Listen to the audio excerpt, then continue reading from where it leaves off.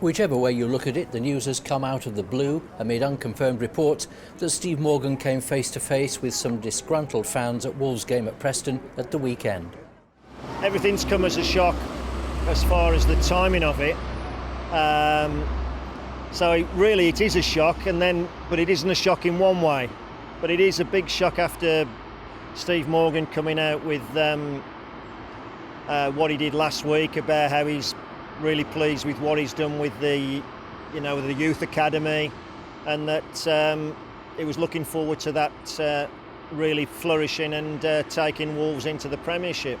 But so it is a big surprise in that way. But the way that the season started, and there's one or two statements have come out that were a little bit contradictory, then it's not a massive surprise in another way. Steve Morgan paid £10 to Sir Jack Hayward 8 years ago for the club on condition he invested £30 million. So why sell now? I don't think there were any signs of Steve Morgan being unhappy.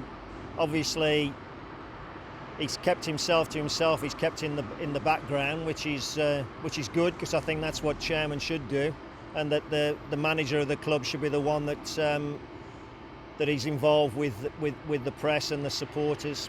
So he has kept himself in the background. So what he's been thinking privately, I don't know. Already, Birmingham City, Aston Villa and West Bromwich Albion are trying to find new buyers too. So who are Wolves likely to be able to attract? There'll be enough people, both in this country and around the world, who will be interested in Wolves. Wolves is a world-famous name. It was given its notoriety, and the fact that it was probably the #1 club in the world in the 1950s. We are going back a bit, but it has got a worldwide name, and it's a fantastic brand, and I think there'll be a lot of people in this country. Hopefully, some of them are going to be Wolves supporters, whether that be part of a consortium or individuals. But there will be people from other countries as well. It's news that's bound to unsettle the club and its supporters, as well as introducing a new era to Molineux.